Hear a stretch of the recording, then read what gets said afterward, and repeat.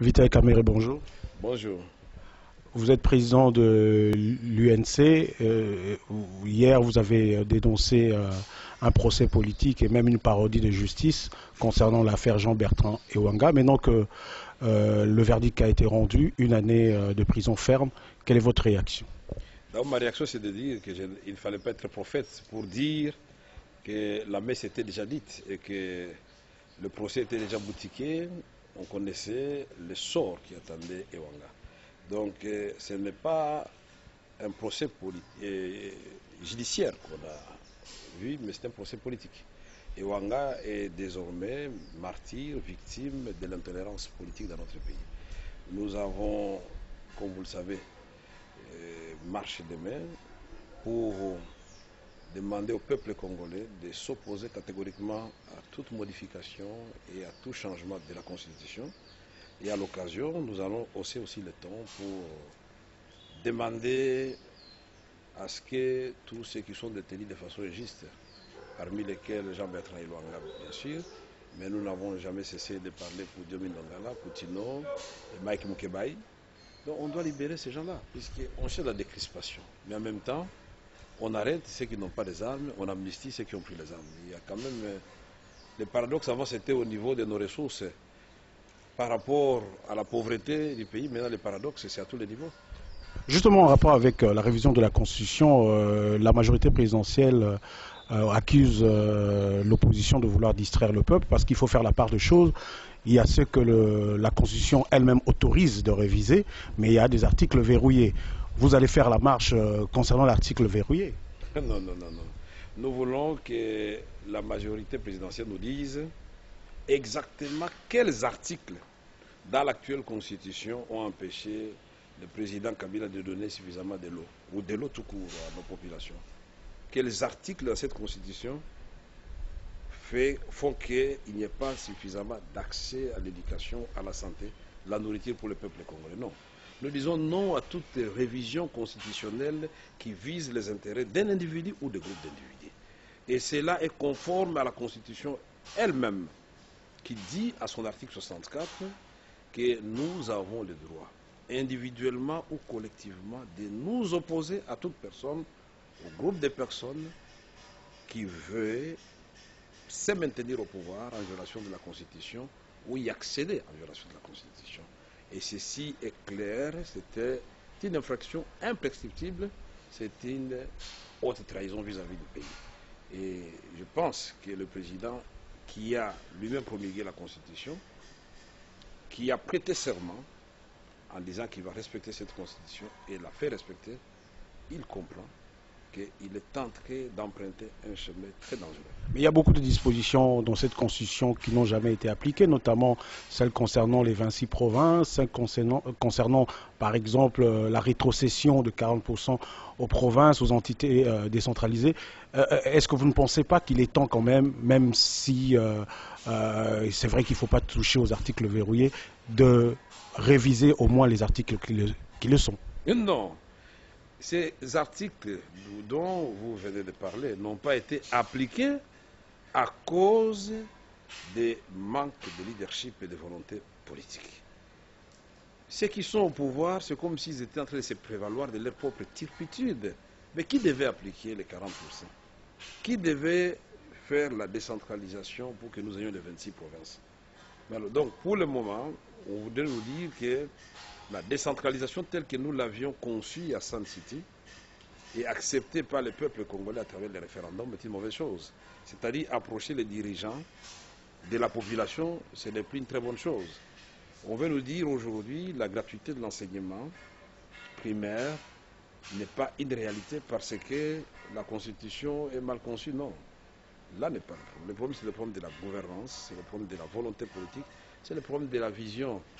Donc c'est une raison de plus pour ne pas toucher à la Constitution parce que celle qui est là, vous ne l'avez pas encore totalement appliquée. La Commission économique et sociale, qu'est-ce qui bloque? La Commission des droits de l'homme qui est prévue dans cette Constitution. Qu'est-ce qui bloque puisque la loi est déjà sortie? C'est encore une fois l'opposition qui a empêché le président de la République de le faire. Mais la même Constitution permet au président de remanier le gouvernement. Ils ont été dans leur concertation.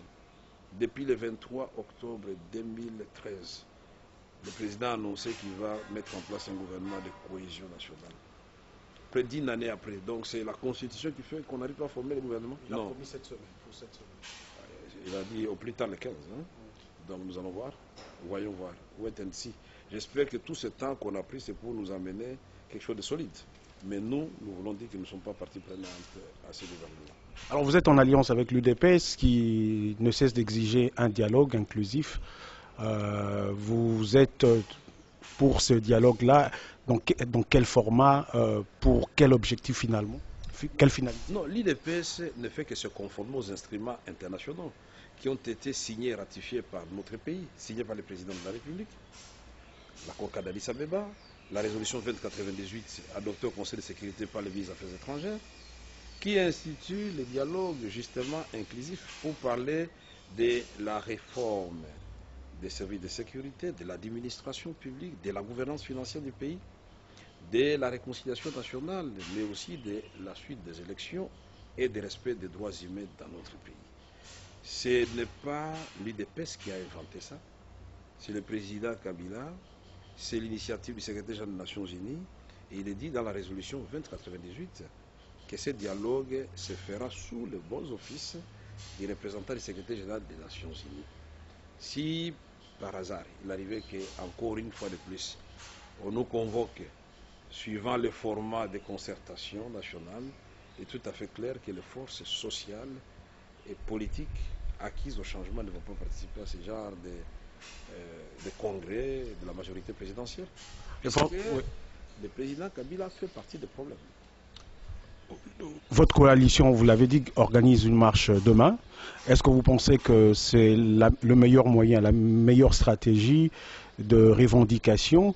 Et puis, est-ce que vous pensez avoir mobilisé suffisamment vos militants? Parce qu'on a vu dernièrement avec le meeting de Sainte-Thérèse, il n'y avait pas un grand monde. Alors que au Burkina Faso, par exemple, concernant la non-révision de la Constitution, ils ont pu mobiliser 1 million de personnes dans les rues. Merci beaucoup. Voyons voir demain, mais nous profitons justement de vos antennes pour inviter les Quinois et Quinois de venir nombreux demain à partir déjà de 8 h à la gare centrale, parce qu'il s'agit de la survie de toute une nation.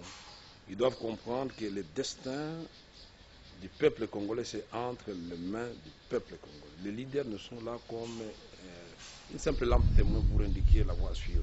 Et ce que nous faisons, ce n'est pas une stratégie. C'est conforme à la Constitution de la République démocratique du Congo, c'est conforme à la loi relative aux manifestations publiques dans notre pays. Au Burkina Faso, nous félicitons nos amis, ils ont réussi, mais Ndjili n'était pas un échec. Puis si c'était un échec, on n'allait pas arrêter Bertrand Iwanga. Le message est passé et le message a fait mal. Alors qu'il n'a fait que dire que c'est que tout le monde a dit, c'est que tout le monde pense à voix basse. On a montré la vidéo et on a cherché là où il a insulté le président de la République.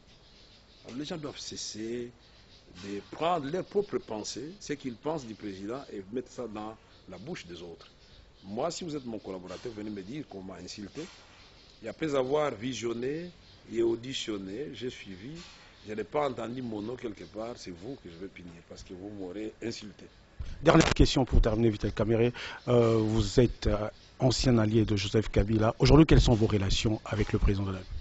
Je ne suis pas un ancien allié. J'étais secrétaire général de son parti. On ne peut pas être allié à un président de la République. Moi, je suis un républicain.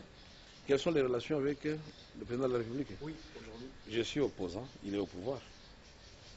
Et vous parlez quand même au téléphone? Non. Même pas d'aparté? Non. Et s'il y a un conseil que vous pouvez lui prodiguer, c'est lequel? C'est de quitter pacifiquement le pouvoir le 19 décembre 2016 à minuit. Il y a une vie après la présidence de la République. Et nous avons dit que nous allons élaborer une loi portant statut d'ancien président de la République. Il peut être encore utile pour la nation. On peut créer un centre, genre centre Carter ici. On peut étudier les modalités de la sécurisation du président et des membres de sa famille, son confort au niveau du protocole, quand il y a des manifestations publiques, où est-ce qu'il doit se mettre, comme ça se passe en Tanzanie. comme ça se passe aujourd'hui au Ghana, où ils ont 3 anciens présidents de la République. En Namibie, au Botswana, pourquoi nous devons être les derniers à chaque fois de la classe? Donc nous voulons cette fois-ci que le président Kabila étonne le monde entier et qu'il dise: je vous ai entendu, monsieur, vous qui êtes à côté de moi, mais j'ai compris que vous êtes en train de me creuser un trou dans lequel vous allez m'enterrer et continuer avec celui qui viendra après moi, comme ceux qui avaient conseillé Mobutu. Mobutu est parti, mais aujourd'hui il travaille avec le président Kabila. Il y en a qui parlent de Kabila Désir, de Kabila ceci, Kabila. Ce sont les mêmes. Il faut qu'on donne au président de la République les films qui voient comment ces gens-là entraînaient Mobutu dans le trou. Et ça sera exactement la même chose. Les mêmes causes produisant les mêmes effets. Vital Kamerhe, merci. Avec c'est un conseil d'un ami, un frère, n'est-ce pas? Merci.